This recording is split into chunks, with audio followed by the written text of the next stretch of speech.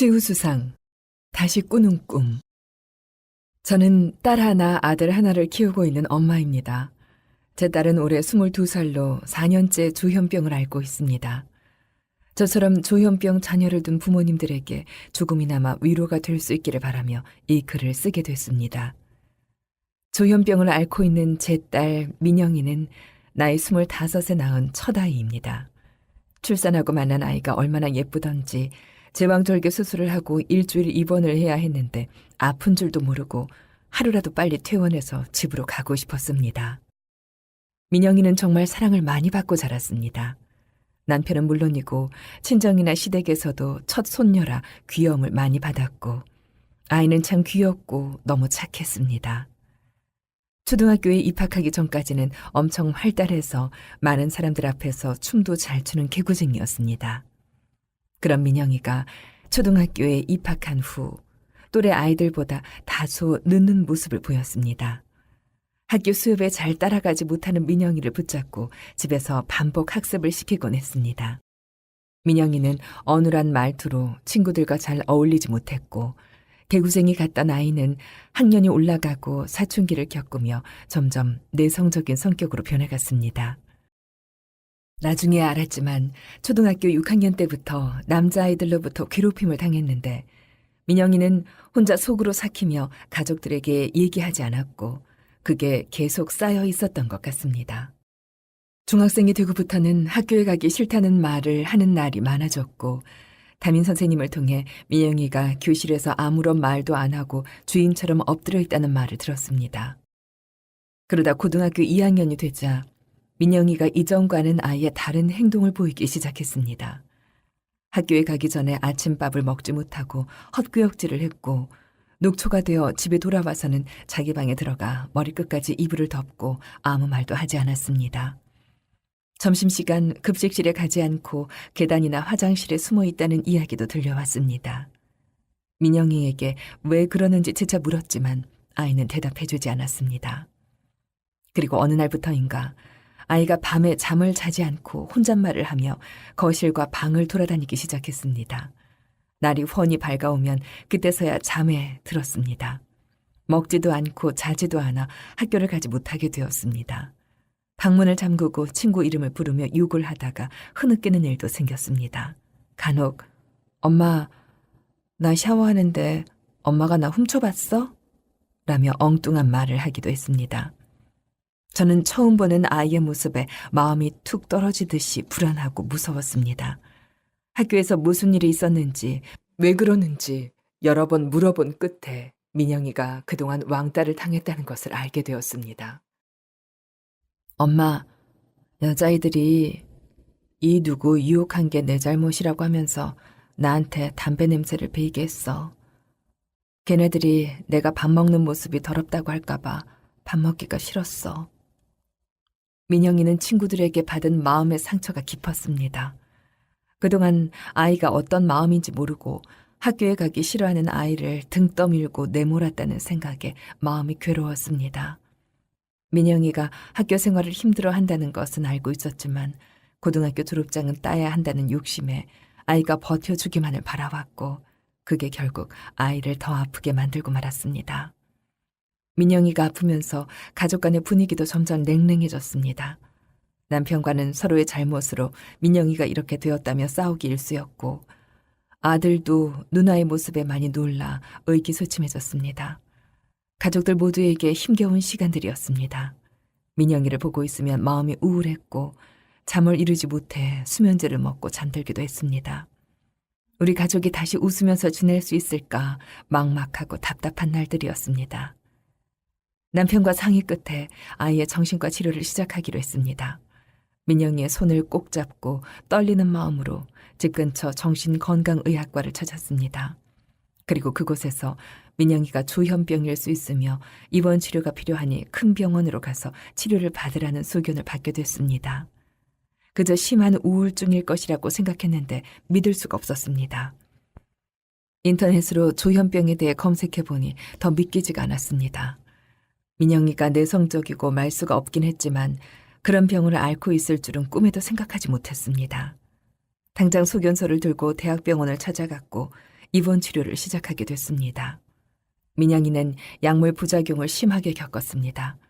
밥도 한 숟가락 정도밖에 못 먹고 침을 흘리고 개인 위생도 잘 챙기지 못했습니다. 면회가 안 되는 폐쇄병동이었는데 간호사의 요청을 받아 병원에 가서 제가 샤워를 시켜줬습니다. 아이를 샤워시키는데 며칠 사이에 살이 눈에 띄게 빠진 모습을 보며 제 마음이 찢어지는 것 같았습니다.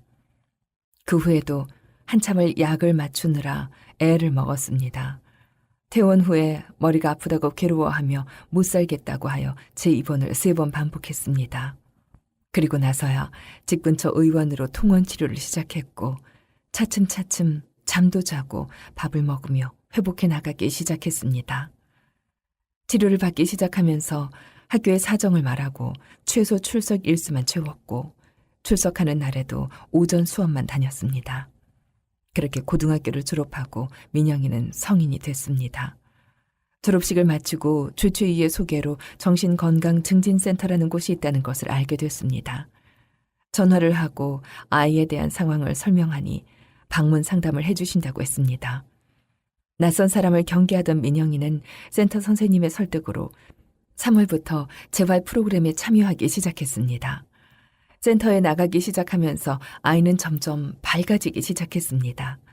특히 바리스타 프로그램을 제일 좋아해서 매일 목요일이 오기를 기다리고 목요일이 되면 가장 먼저 일어나 스스로 씻고 옷을 골라 입고 집을 나섰습니다. 집에 돌아오면 커피 타이밍과 카푸치노 만드는 법을 제일 잘한다고 칭찬을 받았다며 자랑을 하곤 했습니다.